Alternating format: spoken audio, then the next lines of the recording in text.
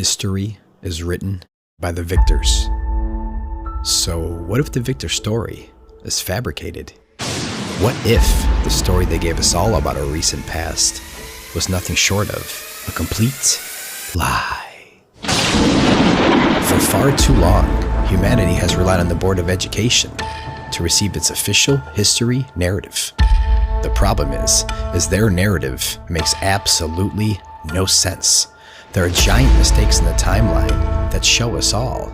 Not only did they lie, but they hid the previous civilization from us, with no mention of our ancestors looking a little different, traveling with no issues, doing it all in style and efficiency, with beautiful architecture that we can't rebuild today, powered up cities, riding around on their advanced technology. Advanced technology? Wait, I thought the 1800s into the early 1900s were a bunch of idiots riding around on horse and buggy. Because when you look back and do a little research, it's obvious. This old world was discovered and then destroyed, resurfaced, and populated. They torched every city across the plain. Nothing new under the sun. Rockefeller flooded your brain with lies. Use your head. Think about your family tree and how it all began. The third dimension is an artificially created dimension. It was created around 12,000 years ago to control a certain group of beings on the Earth plane and to lock them into a type of hold, to ensure they would not reincarnate in and around Earth in a way that would be destructive to the higher dimensions. You can consider this third dimensional lock as a type of holding cell, removing the danger these beings pose to life in this sector. This action was taken after a war that destroyed a planet, and after the negative influence that was brought to Atlantis and Lemuria by these beings ultimately caused their destruction. It was after this destruction of Atlantis and Lemuria that this artificial lock was put in place. This was done through a technological mechanism on the moon. And this is why the moon has so much mystery surrounding it. Is it a natural satellite? Where did it come from? Who put it here? All questions that have been asked for a very long time, 12,000 years or so to be exact. The moon was put in place by a federation of beings and councils of light to protect this sector. You, right now, in this moment, are still living inside this lock, this holding cell you can call it. It is not inherently negative, but its effect on the Earth and on life on Earth is negative in many ways, as the beings that were locked in this system have learned how to manipulate it. This frequency lock works by mirroring everything you think, say, and do back to you. But instead of giving you the fifth dimensional reflection, it gives you a denser third dimensional version. It also keeps you from leaving to the fifth dimension and above by keeping you trapped in the fourth dimensional astral between lifetimes. This system was put in place knowing that high-dimensional beings would escape this system with ease, and we report that almost all have. However, the Earth herself has decided to ascend, and this request for ascension necessitated the call of many higher-dimensional beings to incarnate on Earth inside this artificial dimension, in an effort to raise the collective frequency to such a high state that the Earth could lift herself from this artificial frequency lock with intelligent life upon her, and leave those in the lower dimension behind. This is actually what is happening now. The federations and councils who designed and installed this lock are back again, and have made adjustments to this technology to allow for this split in dimensions to happen. By updating the design, they plan to release all the souls who are vibrating at a much higher level along with Earth's consciousness, allowing Earth to ascend to the fifth dimension with intelligent and loving life upon her. This is what is happening in 2027. For the majority of humans on Earth, they will not notice this, for they will still be upon the third dimension in a type of simulated reality, as you are now. For them, nothing much will change. Just an increase in the calamities and crises as this level of simulation is coming to an end.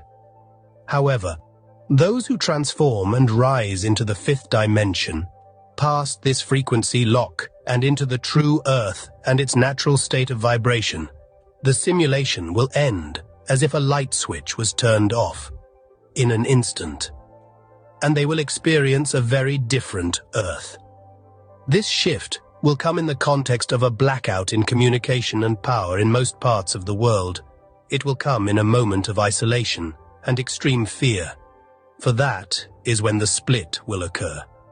However, those who venture out into the world shortly after will experience a peaceful and loving world, more colorful, more real, and without a simulation of fear and density on top. It will be populated with the most loving souls on the Earth plane. A new world will be built in this dimension. There will come many from the galactic kingdoms to help Earth and assist her in bringing her back into line with the divine and the divine systems and races, essentially bringing the kingdom of God back to Earth. This is what was predicted and will pass. All. I'm sure you've seen the movie Stargate. Exactly same thing, except the frame is square, not round. With it looking like water? Yes, ma'am. Did anybody tell you what that is in this portal? Only that it takes you from point A to point B. There are several portals on this planet that I know of, that I've been told of. And has anybody said when you go from point A to point B, you're leaving this universe and going to another dimension? I would say some probably do, but the ones that they have experimented on, the point A being per se, HARP. HARP, there's a portal there. That portal takes you from HARP to right outside of Pearl Harbor in Hawaii. And it's not a lingering travel. Once you step through the plane of water, per se, you're there. It's not like the movie Stargate that you see stars coming at you and clouds of space dust. Once you go through that plane of water, you're stepping onto point B.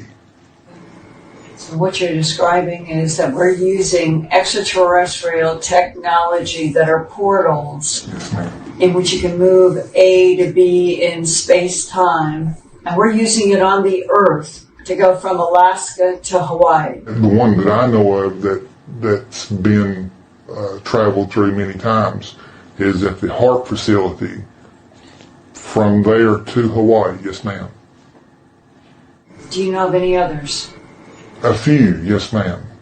There's several in South America. There's one that was discovered at the facility I was telling you about in Antarctica. If you could name the locations of where these portals are, where would they be? I see Alberta, Canada. Of course, Alaska, Hawaii. 4 that I've been told in Argentina. 3 in Egypt. 2 that I know of in Australia. What part of Australia I do not know as of yet. All of the portals related to some sort of extraterrestrial portal? Yes, ma'am. In terms of the portals, did anybody say to you, we know that this particular alien created the portals? No, but that has been an ongoing question that I would been trying to get answered myself.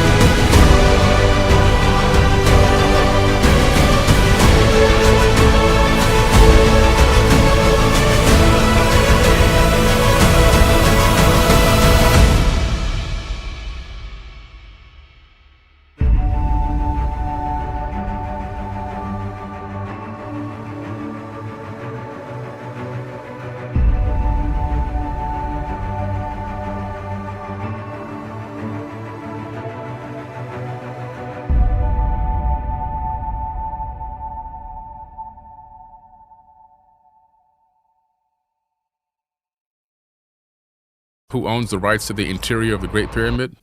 NASA. What?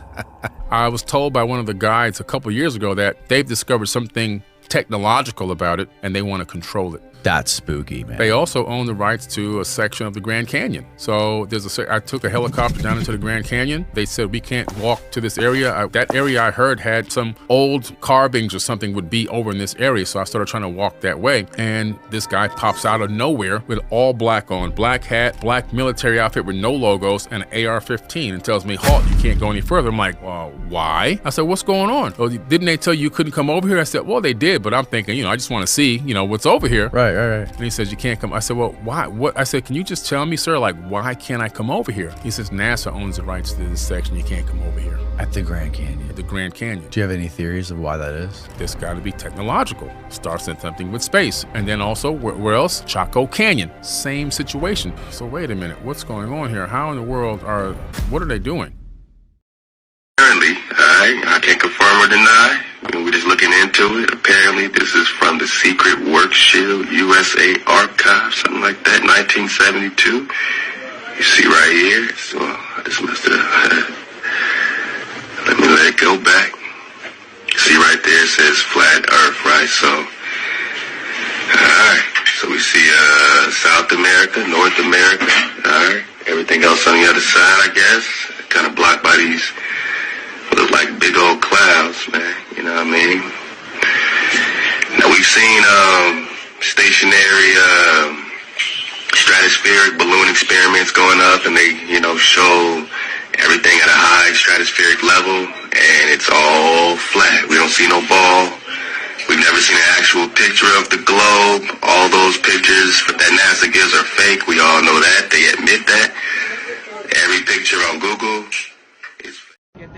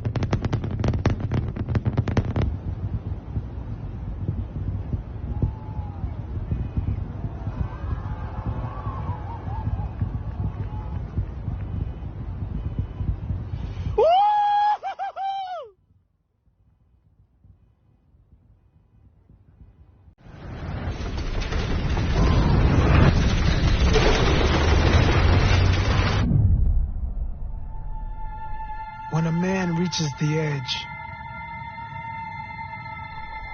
after he goes as far as any man can possibly go,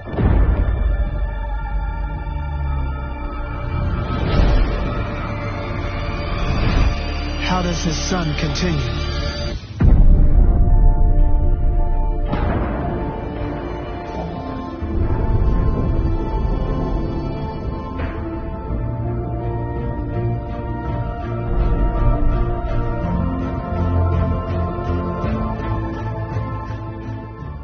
Imagine the amazement of the planet when they have found water underwater, and the density of this water is higher, and even a submarine could not go through it. Could this water be the starting point of a world within a world? And that's why the density is different, because the inner Earth's atmosphere is different. Because scientists have found proof of an ocean underneath the Earth's crust.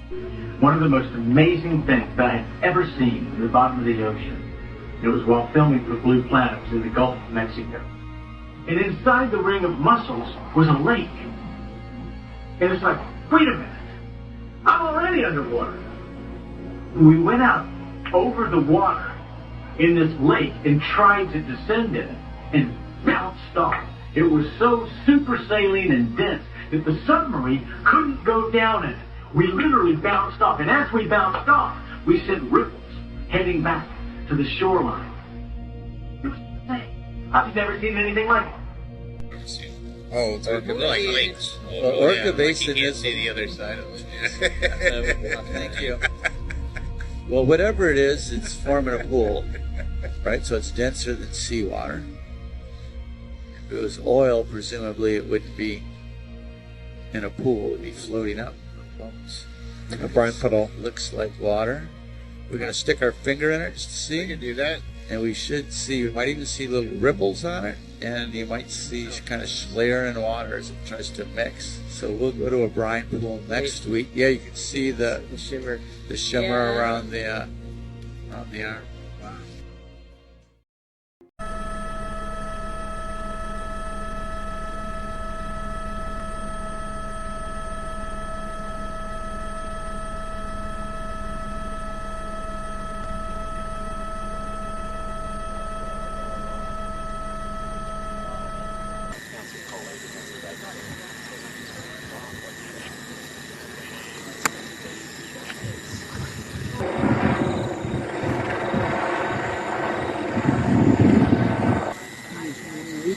Quick interview, isn't it?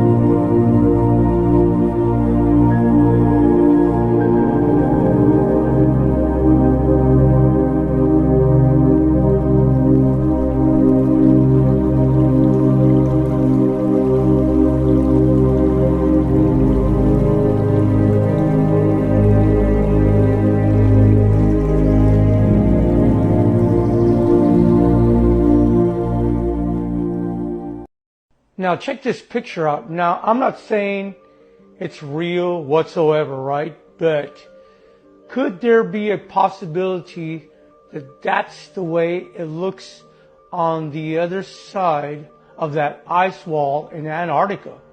Now, to me, if there's not anything on the other side of that ice wall, why do they guard it so much? Why is it not allowed to just explore and go out there and just see for ourselves what's over there? Why is it guarded so much? Now, like I said before, I'm not saying this is real, but look at all the intricate details. Look at this city.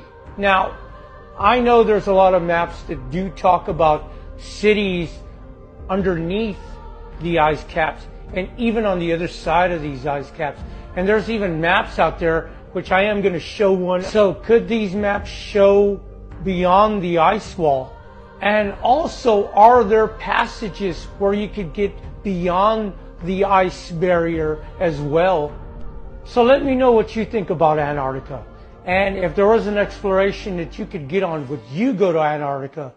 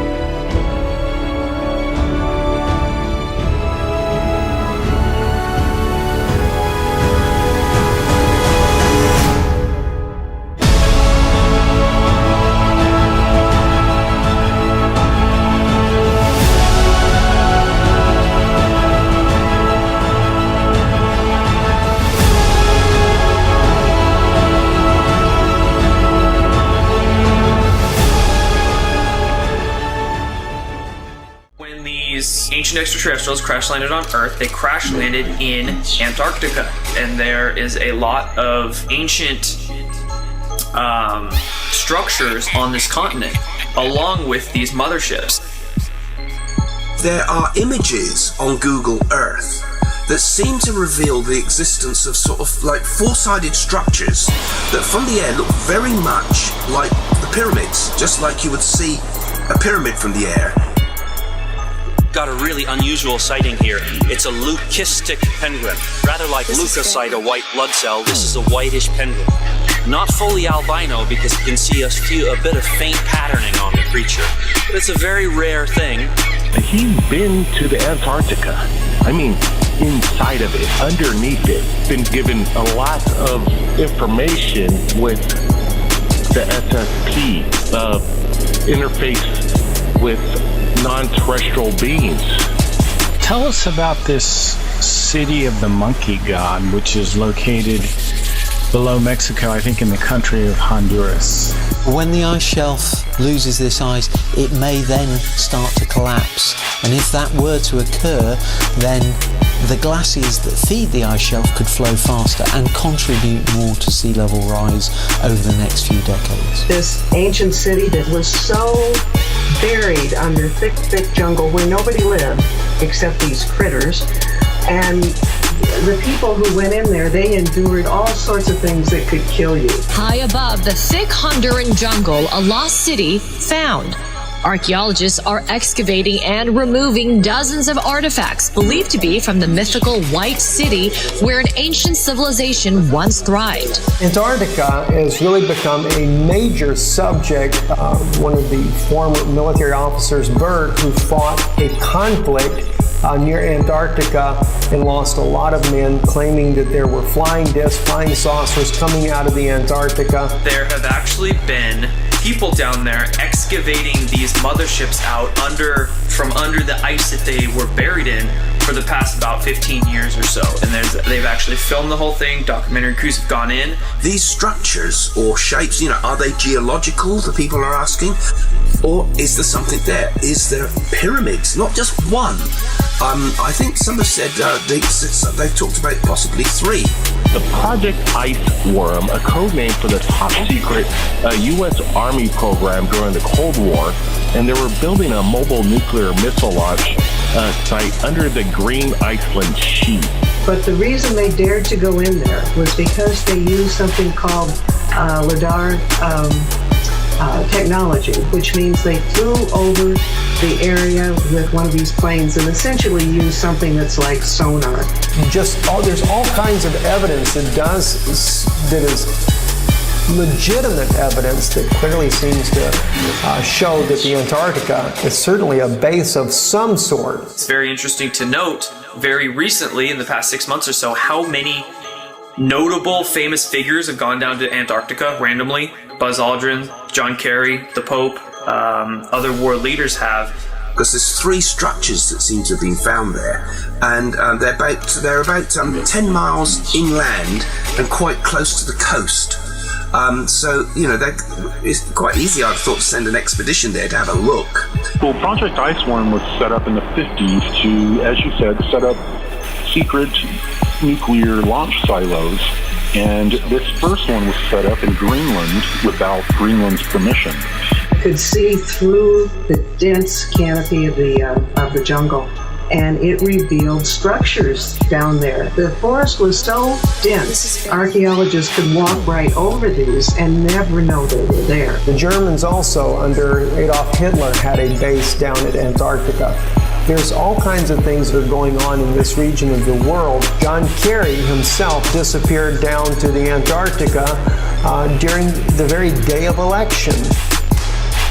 With these Antarctic ruins they're uncovering and they've been filming, what these Luciferian Illuminati members are hoping to try and do is what's called the Antarctic Partial Disclosure Psychological Operation.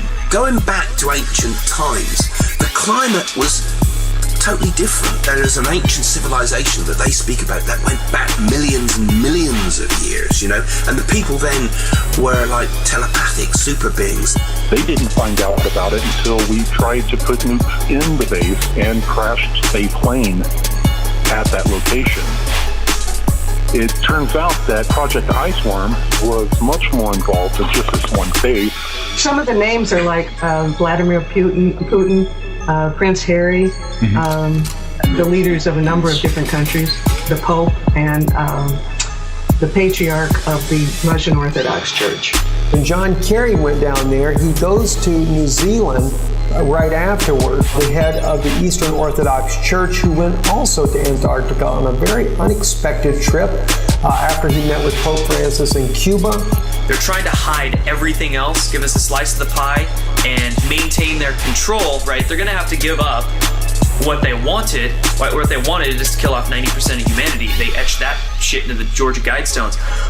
They won't be able to do that. They were like the old rishis and siddha yogis lived there. People that could live for many thousands of years, you know. And they still say that some of these people, like Babaji, who was written about in Yogananda's books. They created bases all over Antarctica, which are very similar and but much larger. I think they're being seeded. People, the government wants people to start having Antarctica on the mind. What you don't hear about is that there are countries down there monitoring Planet X, which is also known as Earth's second sun and Nibiru, because that rogue planet is approaching from the southern hemisphere. Pope Francis gave him a secret document. Never was revealed exactly what was in the document, but it was the first time the two leaders of the both East and Western Orthodox churches had met together to try to mend their relationship. Could it have been maybe that it was in Antarctica, when Antarctica was still green and fertile? You can find coal in Antarctica, for example, you know, so that shows there was jungle life there going back very deep into our history. They're referring to a possible announcement that there has been a ancient civilization found under the ice. Do you want to know why North Sea was just trending? Because the word of the real North Sea, the most treacherous waters, is getting out, and they needed something else to come up in the search when people started looking into this. The North Pole has a portal, and the Black Rock. Let's get Black Rock trending, and the Rupes Nigra trending, and F the system, they cannot hide it. Do you know what this place is? It's located in the center of the North Pole, and it's the center of the Earth's magnetic field, known as the tallest field. That black thing in the center of the world, it's the tallest mountain, far more taller than Mount Everest. It's the Rupes Nigra, or the Black Rock, also known as Mount Zion. Some people also call it Mount. You wouldn't find this massive mountain existence in mainstream science and media because it's deliberately concealed, because if the world knew that there is such a huge mountain in this center of the earth, it would change the course of history. This includes the true nature of our world will be rewritten, and this will undo the globe-shaped earth theory and the entire timeline of the earth. Look how the wind stream passes through the mountain. It blocks the wind because of its height and size. The Rupes Nigra, or the Black Rock, described by Makita as 33 French miles long, or roughly 40 miles in diameter, is proportionally explained why all compasses point to this location. The biggest shareholder of all major companies in the world is BlackRock. And did you know Russia and China are secretly battling the U.S. right now over the North Pole? Yeah, they don't really talk about it too much on the news, but check it out, guys. Makes sense. Stay vigilant out there, guys.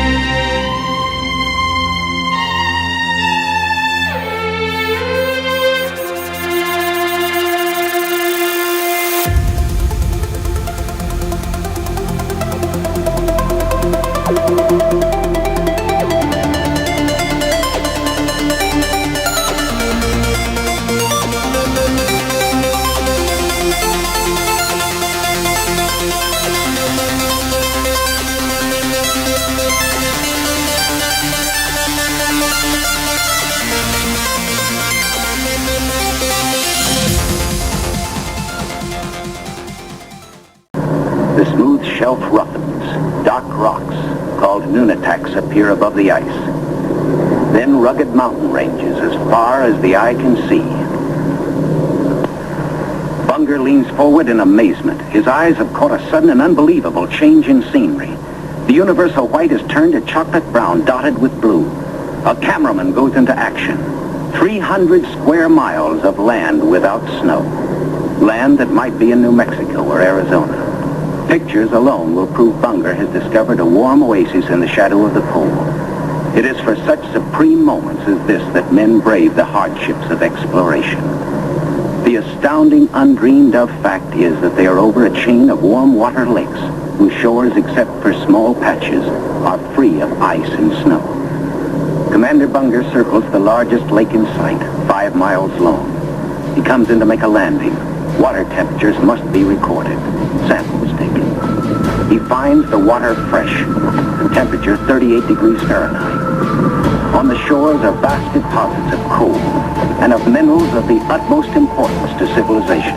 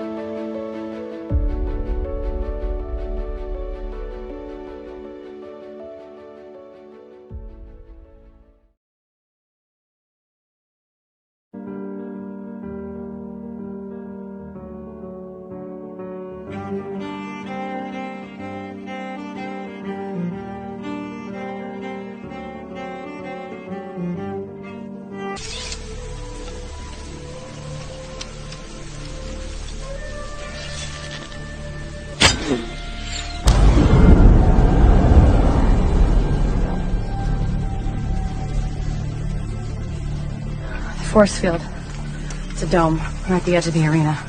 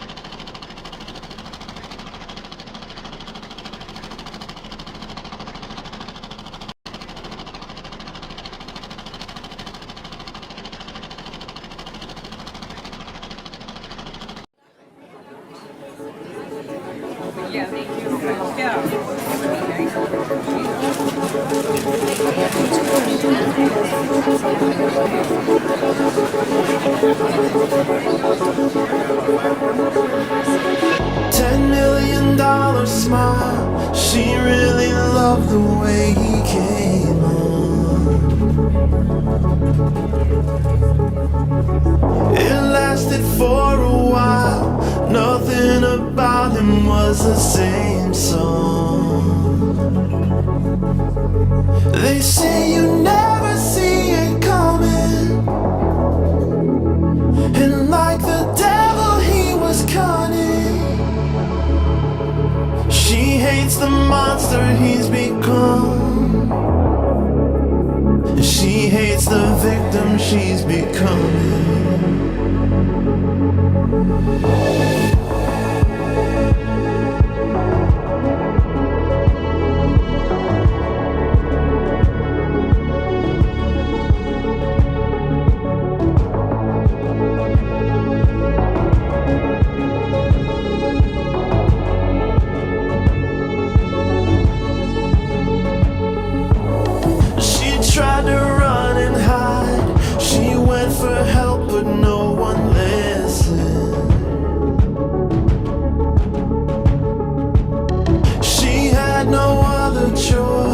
Left in a difficult position. She knew exactly how to taunt him. He struck exactly where she wanted, but he couldn't see the gun she hid beneath her garter. As she pulled it out, she said, "You should have hit me harder."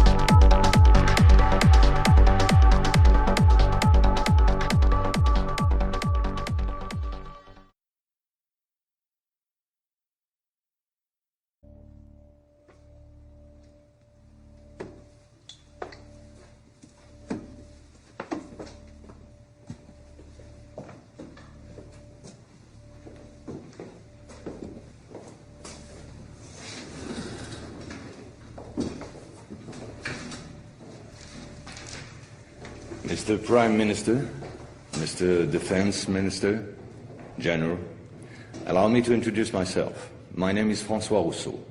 I'm in charge of an informal research group, which does not appear in your organization charts. Our president, to whom I personally and exclusively refer, thought it useful, if not necessary, that I clarify for you a certain number of issues.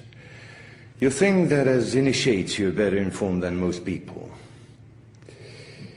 Allow me to doubt it. At this very moment, things are taking place. They are somehow serious enough for the informations and documents that I kept for you be revealed to you now. In a word, a manipulative operation unparalleled to this day on a planetary scale is being implemented and will be the final subject of my talk. As regards our era, everything in reality started just before World War II. Hitler had broken certain taboos, such as taking recourse to occultism and secret societies. The Ahnenerbe, a Nazi organization assigned with, among other things, archaeological and anthropological research, found this during an expedition to Afghanistan. This flying object is called Vimana, or Astra, by the Hindus. Moreover, during exploration of the subsoil by the Russians and Chinese in 1927, traces of a very ancient nuclear explosion were detected. Certain sedimentary layers had been atomically vitrified 50,000 years ago. The very same phenomenon can be observed around today's nuclear test sites. One must understand that Hitler, thanks to these discoveries, which he took highly seriously, was going to open a Pandora's box which no government, whether friend or enemy, wished to close afterward. Behind tragic history, which we all know, lies a theory based on the existence of full moons associated with the four geological cycle. According to Hans Oerbiger, founder of the world ice theory, the Earth had undergone 4 semi-global extinctions of life due to the fall of one of these moons.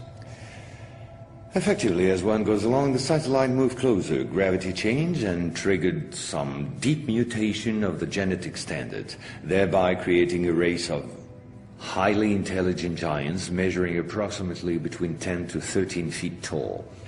Several tens of thousands of years later, the moon crashed, the impact causing a serious rise in sea levels and a nuclear-like global winter. This race of giants was to disappear due to a terrestrial gravity which had grown too powerful and incapacitating for their unusual size. Hitler was initiated to these doctrines, and contacts with Tibet in particular were frequent.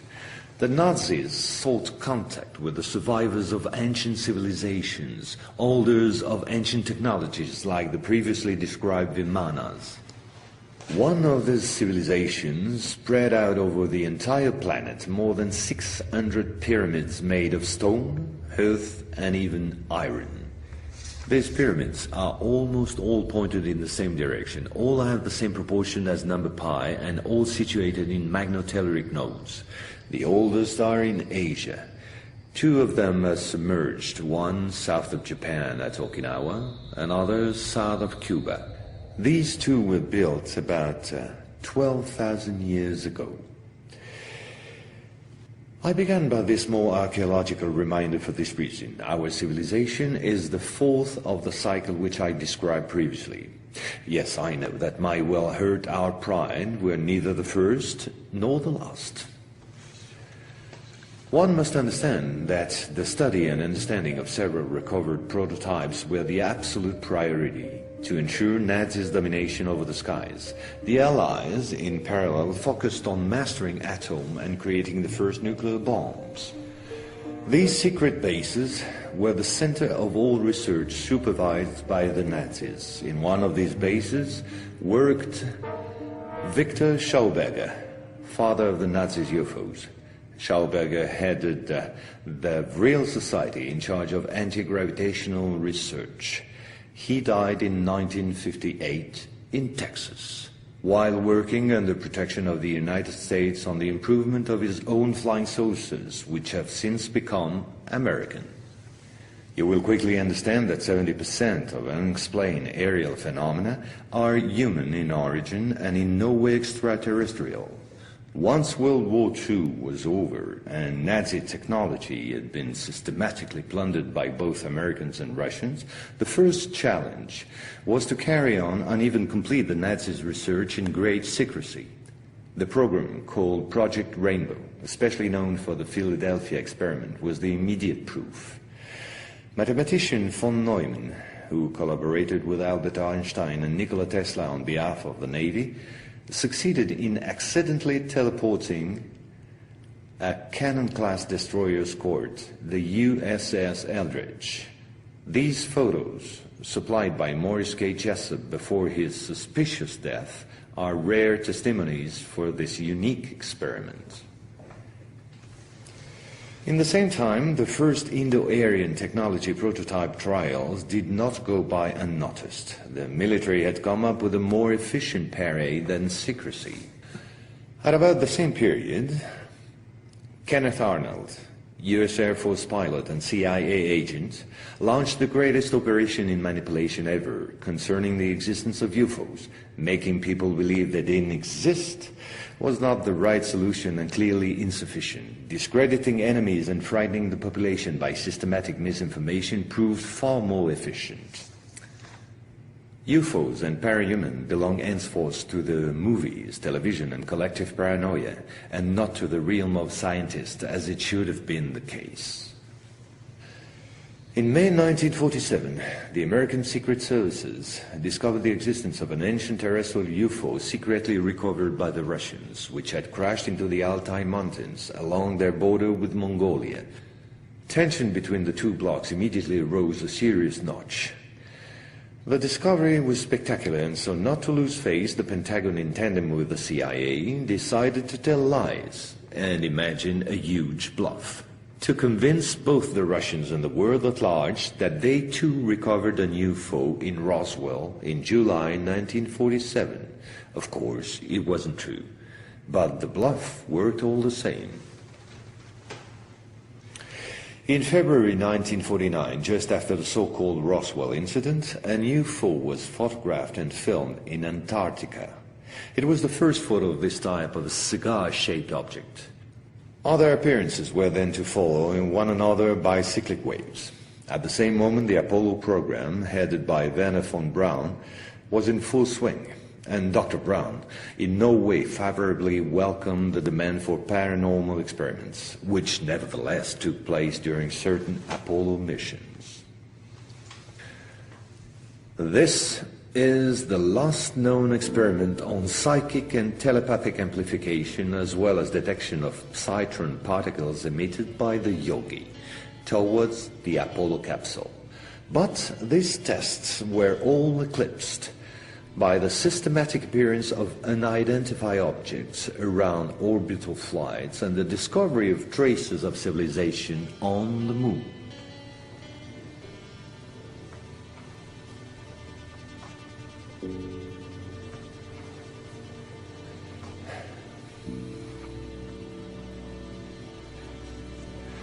NASA had to face an avalanche of data and embarrassing proofs. The only solution was to put everything under the cloak of defense secret.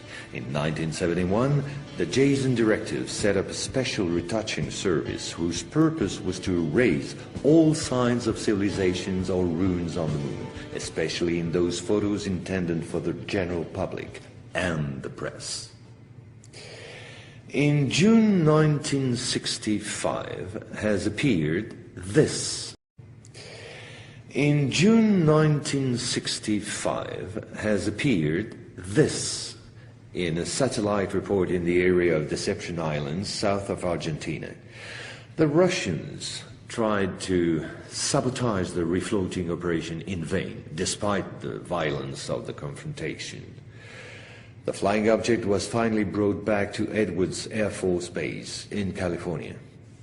And 10 years later, The first anti-gravitational drone using magnetohydrodynamic propulsion, or MHD, made its debut test flight in the desert around Edwards Air Force Base, where a number of prototypes came into being.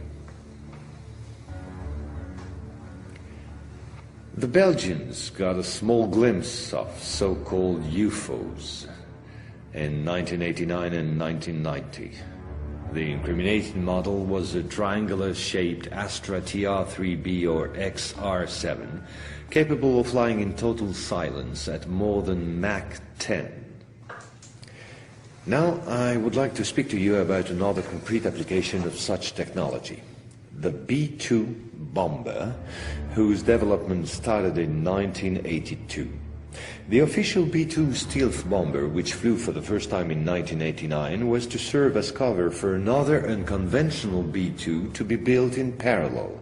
This top-secret model used, among other things, a plasma creation system, exploiting the airflow like an MHD generator.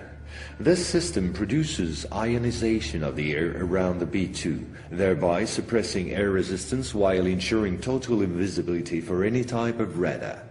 This nuclear bomber has flown for 15 years now at more than Mach 10. It can fly around the Earth in just a few hours without being seen. Naturally, such military research was to give rise to many commercial spin-offs. Over the last 10 years, we've seen the appearance of dozens of non-lethal armaments like E-bombs or electromagnetic bombs, as well as, of course, microwave weapons and powerful lasers. The U.S. Department of Defense, through the multinational Raytheon, decided to invest a gigantic amount of money in an experimental program called HAARP, or High Frequency Activate Auroral Research Program. And it was quite a program. Officially, the base in Alaska studies the ionosphere. In truth, the real possibilities of the installation are enormous. Climate manipulations, deep detection of underground base or deposits, silent and remote destruction of any object, and most important of all, manipulation of human behavior. So in 1996, a Russian satellite discovered in Antarctica the almost intact wreck of an immense spacecraft, revealed by the melting of the glaciers. The ice samplings indicated a crash date some 24,000 years ago. At the same moment, a volcanic eruption on the Deception Islands, the same islands as before, forced the Russian to request help from the United States, given the urgency and importance of recovery of the vessel. In the end, they suddenly dropped it all and evacuated the zone in panic. The device was finally destroyed by the Russians, extremely upset by the situation, which was no longer working to their advantage. No country will have such opportunity again. And this foolish action, as bad losers on the part of the Russians, was only to reinforce the position of the Americans as regards extraterrestrials. If this account seemed somewhat long despite my efforts to simplify, it was absolutely necessary to get to the subject I mentioned previously. The plot known as the Orion Conspiracy. Our research group is convinced that UFOs constructed by the Americans or the Russians will be used to support an hoax attack on the Earth of extraterrestrial origin. The media taking care of the rest, of course. The reason? Once the threat of international terrorism has dissipated, the war economies of the major powers, with the United States at the head of the pack, will need a new enemy in order to still prosper. War on Earth will be replaced by space war against an enemy from beyond. So then, gentlemen, I thank you. A complete report will be handed to you at the exit. As for me, I'll see you again soon for a second update on a quite different subject. Gentlemen.